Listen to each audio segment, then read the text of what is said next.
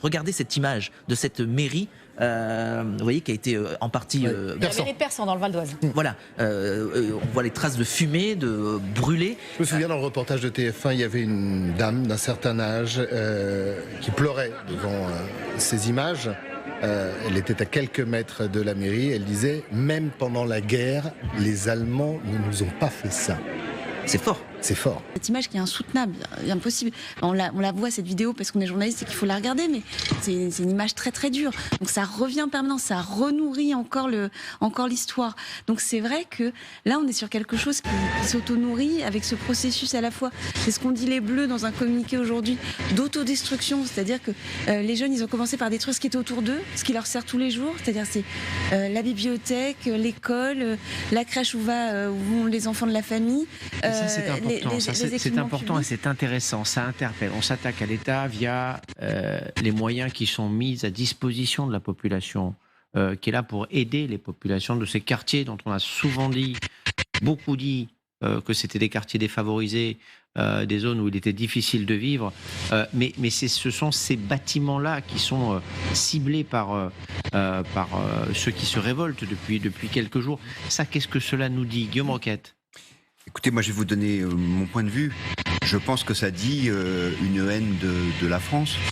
Je pense que ça dit une détestation de tout ce qui représente notre pays. Mais ces gamins sont français. Oui, ils sont français, mais ils n'aiment pas la France.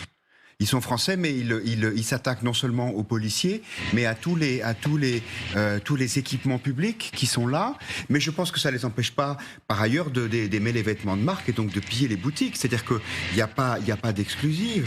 Et quand on dit que ces quartiers sont défavorisés, mais regardez la quantité d'aide publique qui est déversée dans ces quartiers par rapport à des zones françaises qui sont extrêmement délaissées, dans lesquelles le revenu moyen est beaucoup plus faible et où on ne voit jamais ce genre de scène. Donc moi je pense que vraiment cette excuse d'une situation sociale difficile, moi j'ai du mal à la supporter. On sait aussi que ceux qui sont issus de ces quartiers ont plus de difficultés à trouver du travail, plus de difficultés à aller dans les bonnes écoles. Le feu aux crèches on est bien d'accord là-dessus. Et aux mairies, mais vous êtes d'accord avec moi? On est d'accord là-dessus. Là, on est dans c'est aussi une situation Pardon, mais moi je ne pense pas. Enfin, c'est un point de vue. Non, mais que l'un n'excuse pas l'autre. Oui. On parle d'une situation de fait. C'est plus difficile généralement de faire Sciences Po et l'ENA quand on vient de Nanterre ou de je ne sais quel autre quartier peut-être plus périphérique que quand on habite dans le centre de Paris. Je pense que c'est plus facile aujourd'hui de faire Sciences Po quand on habite dans une banlieue que quand on est dans une région rurale, parce que Sciences Po, pour reprendre cet exemple-là, a mis en place des filières spécifiques. Oui. Ça a été fait justement pour ça. Pour les jeunes qui viennent de là. Oui. C'est pour ça que, encore une fois, ce qui est intéressant, c'est que ces jeunes ne sont objectivement pas, si on raisonne en termes d'aide publique, en termes d'infrastructure, en termes d'encadrement scolaire, il n'y a aucune autre population pour lesquelles autant d'argent public a été dépensé. Et le résultat, on le voit là. Et je pense que c'est un aveu d'échec terrible. Oui, sans s'auto-flageller, c'est notre échec collectif. Enfin non, c'est que ces gamins n'aiment pas la France. C'est pas le mien. Moi, j'ai payé mes impôts pour qu'on ouvre des médiathèques. Si aujourd'hui ils y mettent le feu, c'est pas mon échec à moi. Yazid Karfi, sur cette question. Moi, je mets un bémol sur aimer la France ou pas. Ils ont toujours vécu qu'en France, ils connaissent que la France. Mais c'est quand même des lieux de relégation un petit peu. Moi, j'ai grandi dans le quartier du Val-Fouré. À 90% dans le quartier, il n'y a que des Noirs et des Arabes, quoi. Donc il y a une volonté de les mettre tous ensemble. Et en France, comment on parle des quartiers en général? Toujours de manière négative. Des pauvres, d'une manière négative, des jeunes, d'une manière négative, des Arabes, des Noirs, des musulmans. C'est-à-dire que des images négatives. Au bout d'un moment, certains peuvent péter les plombs, certains deviennent des terroristes, certains deviennent des délinquants. Moi, je vais la nuit dans les quartiers avec les jeunes. J'en suis à plus de 500 soirées. La première parole que me disent les jeunes, dit « de toute façon, on ne nous aime pas ». C'est le mot amour qui me disent « on ne nous aime pas ». C'est ça.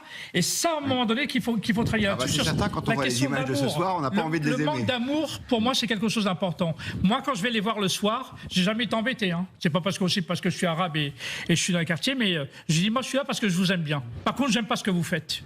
Mais rien que ça joue en même temps. Ils ont besoin à un moment donné de reconnaissance, qu'on les regarde autrement. Et la façon d'être violent, d'être délinquant, C'est une façon d'exister, mais derrière, quand on creuse un petit peu, c'est un appel au secours.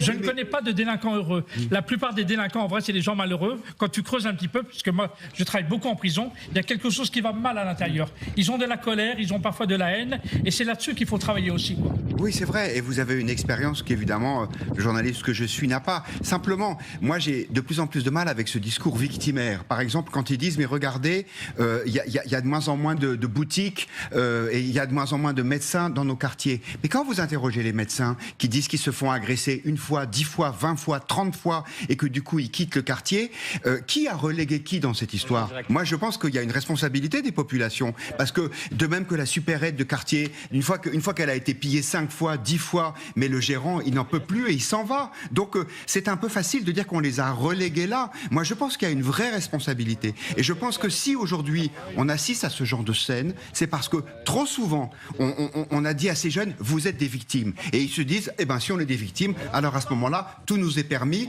Et malheureusement, le résultat, il est terrible.